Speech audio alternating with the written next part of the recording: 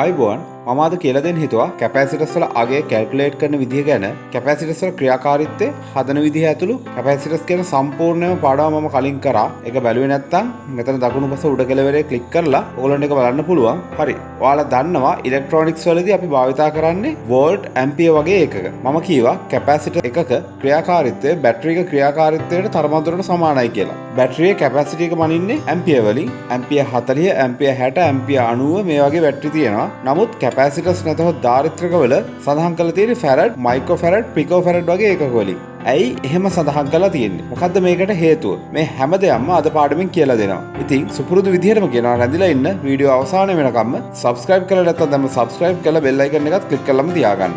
Capacitor සාමාන්‍යයෙන් මේ ආකාරයට දකින්න ලැබෙනවා. අපිට සාමාන්‍යයෙන් දකින්න පුළුවන් ඉලෙක්ට්‍රොලයිටික් සහ සෙරමික් කැපැසිටර්ස්. ඉලෙක්ට්‍රොලයිටික්ස් කැපැසිටර් පොලරයිස්ඩ්. ඒකේ තේරුම ධන හා ඍණ විදියට අග්‍ර තියෙනවා. ධනාග්‍රය ධන වෝල්ටේජතාවයකටත් ඍණාග්‍රය ඍණ වෝල්ටේජතාවයකටත් සම්බන්ධ කරන්න ඕනේ. සෙරමික් කැපැසිටර්ස් මේ ඕන විදිහකට කනෙක්ට් කරන්න පුළුවන්. ඉලෙක්ට්‍රොලයිටික් කැපැසිටර්ස් එකක් ගත්තම එක් අග්‍රයක වෙන පාටකින් කඩේට සහිත තීරුවක් දකින්න පුළුවන්. ඒ අග්‍රය තමයි ඍණාග්‍රය. ඒ වගේම අග්‍ර දෙකෙන් එකක් දිගින් වැඩි අග්‍රය ධනාග්‍රය. මේ කැපැසිටර්ස් වල සංකේතය මේ ආකාරයට වෙනවා. කැපැසිටර් එක DC ලයින් එකකට කනෙක්ට් කරාම බැටරිය සතු ඉලෙක්ට්‍රෝන කැපැසිටර්ස් එකට තල්ලු කිරීමක් සිදු වෙනවා. කැපැසිටර්ස් එක බැටරිය වෝල්ටේජතාවයට charge වෙනවා. කැපැසිටර්ස් එක තුල මේ charge වීම ඉතා ක්ෂණිකයෙන් සිදු වෙනවා. නමුත් අපි කැපැසිටර්ස් එකක් ගොඩක් වෙලාවට රෙසිස්ටර් එකක් එක්ක ශ්‍රේණිගතව සම්බන්ධ කරනවා charge time එක වැඩි කරගන්න. මේ ගැන මේ වීඩියෝ අතරමැදි ඔයගොල්ලන්ට පැහැදිලි වේවි. කැපැසිටර් එකක් ඇතුලේ ඉලෙක්ට්‍රෝන ගොඩක් එක පැත්තකට එකතු වීමක් සිදු වෙනවා. ඉලෙක්ට්‍රෝන අනිත් පැත්තට ගමන් කිරීම වැළකෙනවා මැදට දාලා තියෙන පරිවාරක ද්‍රව්‍ය නිසා. ඉලෙක්ට්‍රෝන ඍණාරෝපිත නිසා කැපැසිටර්ස් එක තුල ආරෝපණ වෙනසක් ඇති වෙනවා. මේ නිසා අග්‍ර දෙක අතර වෝල්ටේජතාව වෙනසක් ඇති වෙනවා. මේ ඇති වෙන charge එක කැපැසිටර් තුල සැලකිය යුතු කාලයක් රඳවා තබා ගැනීමට හැකියාවක් තියෙනවා. ඒකට උපාංගය සම්බන්ධ කළ විට කැපැසිටර්ස් එක ඩිස්චාර්ජ් වෙනවා ධාරිතාවය සම්පූර්ණයෙන් ඉවර වෙනකම්. වැදගත්ම දේ ඉලෙක්ට්‍රෝන කැපැසිටර්ස් එක හරහා ගමන් කරන්නේ නැහැ. ඉලෙක්ට්‍රෝන කැපැසිටර්ස් තුල ගබඩා වීමක් සහ නිදහස් වීමක් පමණයි සිදු වෙන්නේ. කැපැසිටර් එකක් තුල charge එක ගණනය කරන්න පුළුවන්. charge එකකේ coulombs සමානයි කැපැසිටන්ස් එකකේ farad වැඩි කිරීම voltage එකකේ volt. මේ අනුව උදාහරණේ 12 volt මයික්‍රෝෆැරඩ් 100 කැපැසිටර්ස් එකක් ගත්තම අපි මයික්‍රෝෆැරඩ් මුලින්ම farad වලට හරව ගන්නවා. අගේ 10 බෙදලා එහෙම නැත්නම් 10 ඍණ 6 වැඩි කරලා දෙකම එකයි. මේ අනුව ලැබෙනවා farad 0.001. දැන් සමීකරණයට අනුව වෝල්ටේජතාවයේ ගුණ කරාම අගේ ලැබෙනවා 0.0001.2 coulombs කියලා. ඒ වගේම අපිට ලැබෙන charge එකට අවශ්‍ය වෙන ධාරිත්‍රකයක් සොයා ගන්න ඕනි නම් අපිට පුළුවන් charge එක වෝල්ටේජතාවයෙන් බෙදලා කැපැසිටන්ස් ලබා ගන්න.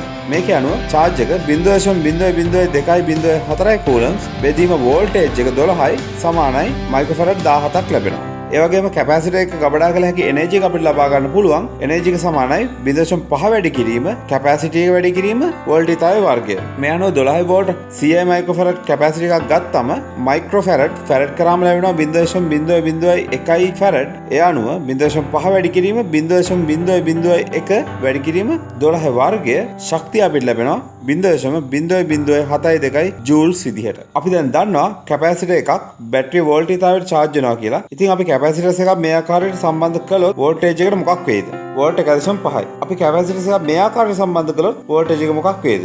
ඒත් වෝල්ටේජ් එක 1.5යි. මේ ක්‍රම දෙකටම අපිට පුළුවන් කැපැසිටර් පරිපථයකට සම්බන්ධ කරන්න. මේ ක්‍රම දෙකට කියනවා ශ්‍රේණිගත හා සමාන්තරගත සම්බන්ධය කියලා. මේ ක්‍රම දෙකට සම්බන්ධ කරාම වෝල්ටේජ් එක එකම වුණත් කැපැසිටර් එක හැසිරෙන්නේ ආකාර දෙකකට. අපි කැපැසිටර් එකක් සමාන්තරගතව බල්බයක් හා බැටරියකට සම්බන්ධ කළ විට බැටරිය අයින් කරාම කැපැසිටර් එක දිගටම බැටරියට ශක්තිය සැපයීම සිදු කරනවා. කැපැසිටර් එක ඩිස්චාර්ජ් වෙද්දී බල්බය එළිය අඩු වෙලා බල්බය නිවිලා යනවා. අපි කැපැසිටර් දෙකක් භාවිත කරොත් බල්බය වැඩි වෙලාවක් දල්වන්න පුළුවන්. අපි හිතමු කැපැසිටර් එක මයික්‍රෝෆැරඩ් 10යි දෙවෙනි කැපැසිටර් එක මයික්‍රෝෆැරඩ් 220ක් කියලා. දැන් සම්පූර්ණ කැපැසිටි එක අපිට මේ දෙකේ එකතුවෙන් ලැබෙනවා මයික්‍රෝෆැරඩ් 230ක්.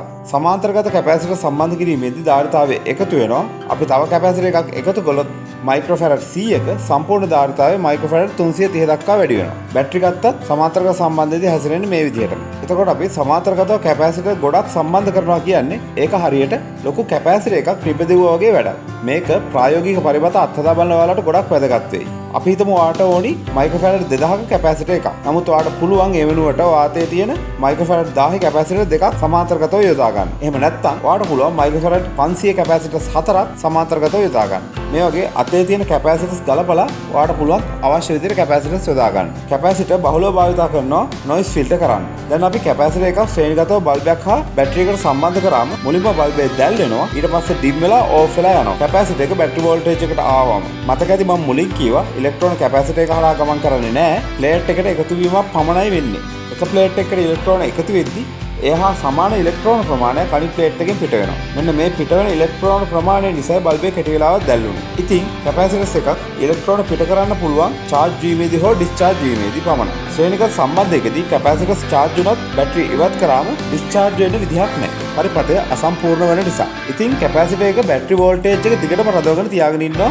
බැටරි එක කනෙක්ට් කළත් ඩිස්කනෙක්ට් කළත් වැඩක් වෙන්නේ නැහැ. බල්බේ දැල් වෙන්නේ නැහැ. හැබැයි අපි තව අමතර පාත් එකක් පරිපථය ලබා දුන්නොත් ස්විච් එක ඔන් කරාම කැපැසිටර් එක ඩිස්චාර්ජ් වෙලා බල්බේ දැල් වෙලා නිවිලා යනවා. දැන් අපි මයික්‍රෝෆැරඩ් 10ක සහ මයික්‍රෝෆැරඩ් 220ක කැපැසිටර් දෙකක් ශ්‍රේණිගතව සම්බන්ධ කරාම ටෝටල් කැපැසිටන්ස් රූපේ පෙන්න සමීකරණය ලබා ගන්න පුළුවන්. ඔයාලට තේරෙයි සමීකරණය සමාන්තරගත ප්‍රතිරෝධ ගොල අගේ හොයන සමීකරණයට සමාන බව. වැඩිදුර ඉගෙන ගන්න කැමති අය ඉන්නවා නම් උඩින් ක්ලික් කරලා ඒ පාඩමට යන්න. දැන් අපි කැපැසිටර් දෙකේ අගේ සමීකරණයට ආදේශ කරමු. ඔයාලට ඉතා සංකීර්ණයි වගේ පෙනේ. නමුත් මේක හරිම ලේසි. මේ ගණන් හදන විදිහ රෙසිස්ටර් පාඩමේදී පැහැදිලි කරන නිසා මම ආපහු මෙතන හදන්න යන්නේ නැහැ. නමුත් මේ ගණන කැල්කියුලේට් එකක් භාවිතයෙන් ඔයාලා ලේසියෙන්ම හදා ගන්න පුළුවන්. සමීකරණයේ කැල්කියුලේට් එක හරි Excel වල හරි රූපේ පෙනෙන විදිහ ටයිප් කරන්න ලේසියෙන් උත්තරය ලැබෙයි. මේ අනුව මයික්‍රෝෆැරඩ් 9.565ක් අගයක් ලැබෙනවා. දැන් ඔයාලට පේනවා ඇති සම්පූර්ණ කැපැසිටර්ස් එක පද්ධතිය අඩුම කැපැසිටි එකක් ඇති කැපැසිටර්ස් එකේ කැපැසිටර්ස් එකටත් වඩා අඩු බව. අපි තව මයික්‍රෝෆැරඩ් 100ක කැපැසිටර් එකක් එකතු කළොත් අපිට ටෝටල් කැපැසිටන්ස් එක විදිහට ලැබෙනවා මයික්‍රෝෆැරඩ් 8.73ක්. දැන් ඔයාලට පේනවා සම්පූර්ණ කැපැසිටි එක තවත් අඩු වෙලා. ඒකට හේතුව කැපැසිටර් ගාන වැඩි කරද්දී ඒක හරියට තනි කැපැසිටර් එකක ඇති පරිවාරක ද්‍රව්‍ය පළල වැඩි කරනවා වගේ වැඩක්. මම කලින් කැපැසිටර් පාඩමේදී මේ දෙක අතර සම්බන්ධය පැහැදිලි කරා. ශ්‍රේණිගත පද්ධතියක සම්පූර්ණ චාර්ජ් එක ලබා ගන්න පුළුවන්. ටෝටල් චාර්ජ් සමානයි ටෝටල් කැපැසිටන්ස් වැඩි කිරීම වෝල්ටේජ් කියන සමීකරණයෙන්. ඒ අනුව මේ පද්ධතියේ ටෝටල් චාර්ජ් එක බැලුවම බැටරිය 9 වෝල්ට් මයික්‍රෝෆැරඩ් ෆැරඩ් වලට හරව ගන්නවා කලින් විදිහටම. මේ අනුව ටෝටල් චාර්ජ් එක ලැබෙනවා 0.0.0.860.4 කූලම්ස්. ඒ වගේම ශ්‍රේණිගත ධාරිත්‍රක 3 පද්ධතියේ ටෝටල් චාර්ජ් එක ලැබෙනවා 0.0.0.78557 කූලම්ස් විදිහට. ඒ වගේ එක් කැපැසිටර්ස් එකේ චාර්ජ් එක බැලුවම ශ්‍රේණිගත පරිපථයක හොයන එක හරිම ලේසි. ඒකට හේතුව ඒක සම්පූර්ණ චාර්ජ් එකට හැම වෙලේම සමානයි. සෑම කැපැසිටර් එකම එකම ප්‍රමාණයේ ඉලෙක්ට්‍රෝන ප්‍රමාණයක් තමයි රඳවා තබා ගන්න ශ්‍රේණිගත පරිපථයක. ඒකට හේතුව අපි කැපැසිටර්ස් චාර්ජ් කරද්දී සෑම කැපැසිටර් එකකම ධාරාව එකම නිසා. තව පැහැදිලි කරොත් එකම ප්‍රමාණයක ඉලෙක්ට්‍රෝන තල්ලු වෙනවා එක කැපැසිටර්ස් එක්ක ප්ලේට් එකකට. ඒ ප්‍රමාණයම ඉලෙක්ට්‍රෝන ටිකක් තමයි අනිත් ප්ලේට් එකෙන් පිට වෙන්නේ. ඒ පිටවන ඉලෙක්ට්‍රෝන ප්‍රමාණයම තමයි දෙවෙනි කැපැසිටර්ස් එකට යන්නේ. දෙවෙනි එකෙන් පිට වෙන්නේ ඒ ලැබෙන ඉලෙක්ට්‍රෝන ප්‍රමාණයට සමාන ඉලෙක්ට්‍රෝන ප්‍රමාණයක්. අන්න ඒ නිසා චාර්ජ් එක එකම අගයක් වෙන්නේ. නමුත් එක් කැපැසිටර් වල කැපැසිටන්ස් වෙනස් නිසා කැපැසිටර් වල වෝල්ටේජ් එකත් වෙනස් වෙනවා. අපිට එක් කැපැසිටර් එකේ වෝල්ටේජ් එක හොයන්න පුළුවන්. වෝල්ටේජ් සමානයි චාර්ජ් බෙදීම කැපැසිටි කියන සමීකරණය මගින්. මේ අනුව මේ පරිපථය අපිට දකින්න පුළුවන්. පළමු කැපැසිටර් එක වෝල්ට් 4.85ක්ද, දෙවෙනි කැපැසිටර් එක වෝල්ට් 0.35ක්ද, තුන්වන කැපැසිටර් එක වෝල්ට් 0.78ක් විදිහට. මේ ටික එකතු කරාම එකතුව බැටරිය සම්පූර්ණ වෝල්ටේජ් එක 9 වෝල්ට් වලට සමාන වෙනවා. හරි. අපි කැපැසිටර් වල චාර්ජ් වෙන්න ගත වෙන වේලාව ගණනය කරමු. අපි හිතමු අපි 9 වෝල්ට් බැටරිය එකට මයික්‍රෝෆැරඩ් 100ක කැපැසිටර් එකක් කිලෝ ඕම්ස් 10ක ප්‍රතිරෝධකයක් කරා සම්බන්ධ කරලා තියෙනවා කියලා. කැපැසිටර් එක සම්පූර්ණයෙන් ඩිස්චාර්ජ් කරලා තියෙන්නේ. අපිට කැපැසිටර් එකේ අග්‍රාතර වෝල්ටේජ් තමයි මැන්නම් බලා ගන්න පුළුවන්. වෝල්ට් 0යි කියලා. දැන් ස්විච් එක ඔන් කළාම කැපැසිටර් එක චාර්ජ් වෙන්න පටන් ගන්නවා. වෝල්ටේජ් එක වැඩි වෙනවා බැටරි වෝල්ටේජ් තාවයට සමාන වෙනකම්. මේ වෝල්ටේජ් එක වැඩි වීම ෂණිකෙන් සිදුවන්නේ නැහැ. ප්‍රස්ථාරයේ ආකාරයට කර්ව් එකක් ආකාරයටයි වැඩි වෙන්නේ. මුලින්ම වෝල්ටේජ් තාවය වේගෙන් වැඩි වෙලා ටික ටික ස්ලෝ වෙන්න ගන්නවා. අවසානයේ ඉතා සෙමින් සම්පූර්ණ වෝල්ටේජ් තාවය ළඟා වෙනවා. අපි මේ කර්ව් එක කොටස් 6කට බෙදමු. නමුත් අපිට ගණනයට ඕනි වෙන්නේ මුල් කොටස් 5 විතරයි.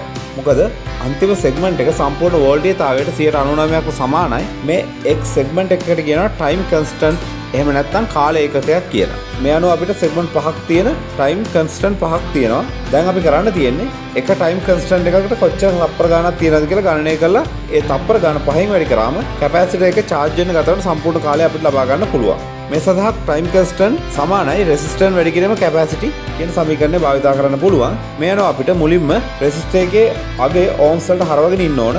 කැපැසිටන්ස් එක ෆැරඩ් වලට හරව ගන්න ඕන. මේ අනුව 10000යි ඕම්ස් වැඩි කිරීම 0.001 ෆැරඩ් සමානයි 1යි. මේ අනුව උදාහරණේ ටයිම් කන්ස්ටන්ට් සමාන වෙනවා 1 තප්පරයකට. මේක 5න් වැඩි කරාම අපිට ලැබෙනවා කැපැසිටර් එක charge වෙන්න ගත වෙන සම්පූර්ණ වේලාව. තප්පර 5ක් විදිහට. අපි රෙසිස්ටර් එක වෙනුවට ඕම්ස් 1000ක රෙසිස්ටර් එකක් භාවිත කරොත් ටයිම් කන්ස්ටන්ට් තප්පර 0.1ක් විදිහට දකින්න පුළුවන්. මේ අනුව තප්පර 0.5කින් කැපැසිටර් එක ෆුල් charge වෙනවා. කැපැසිටර් එක මයික්‍රෝෆැරඩ් 1000ක එකක් භාවිත කරොත් charge වෙන්න තප්පර 50ක් ගත වෙනවා දකින්න පුළුවන්. මතක තියාගන්න ශ්‍රේණිගත කැපැසිටර් පරිපථයක වෝල්ටේජ් එක වැඩි වෙද්දී කරන්ට් එක අඩු වෙනවා. ෆුල් වෝල්ටේජ් එකට කැපැසිටර් එක ළඟා වුණාම පරිපථය තුළ කිසිදු කරන්ට් ගැලීමක් සිදුවන්නේ නැහැ. රෙසිස්ටර් එක වෙනුවට බල්බ් එකක් බෙදුවොත් ස්විච් එක ඔන් කරාම බල්බ් එක දැල් වෙලා ටික ටික එළිය අඩු වෙලා නිවිලා යනවා. දැන් කැපැසිටර් ඩිස්චාර්ජ් ටයිම් එක බලමු. අපි කැපැසිටර් එක ඩිස්චාර්ජ් වෙන්න පාත් එකක් ලබා දුන්නොත් ඉලෙක්ට්‍රෝන කැපැසිටර් එකෙන් එළියට ගමන් කරලා කැපැසිටර් එකේ වෝල්ටේජ් එක අඩු වෙනවා. මේකත් කලින් charge වගේමයි එකපාරට ඩිස්චාර්ජ් වෙන්නේ නැහැ. ප්‍රස්ථාරය ආකාරයට කර්ව් එකක ආකාරයට ඩිස්චාර්ජ් වෙන්නේ.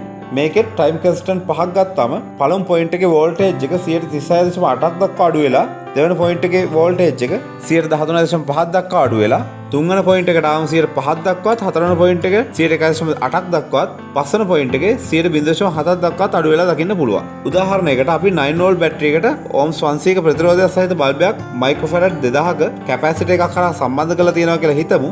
කලින් වගේම ටයිම් කන්ස්ටන්ට් ඕම්ස් 500 වැඩි කිරීම 0.002 ෆැරඩ් සමානයි තප්පර 1ක් විදිහට ලැබෙනවා. මේ අනුව සම්පූර්ණයෙන් ඩිස්චාර්ජ් වෙන්න ගත වන කාලය තප්පර 5ක් වෙනවා. මේ අනුව මුලින්ම බැටරි ඉවත් කර විගසම කැපැසිටර් එක වෝල්ට් 9ක් වෙනවා. මුල් තප්පරයේදී වෝල්ටේජ්තාවය 36.8ක් දක්වා අඩු වෙනවා. ඒ අනුව මුල් තප්පරයේදී වෝල්ටේජ්තාවය වෝල්ට් 9 ඉඳලා වෝල්ට් 3.312 දක්වා අඩු වෙනවා. දෙවන තප්පරයේදී ඒක වෝල්ට් 1.215 දක්වා, තුන්වන තප්පරයේදී ඒක වෝල්ට් 0.45 දක්වා, හතරවන තප්පරයේදී වෝල්ට් 0.162 දක්වා, පස්වන තප්පරයේදී වෝල්ට් 0.063 දක්වා අඩු වෙනවා දකින්න පුළුවන්.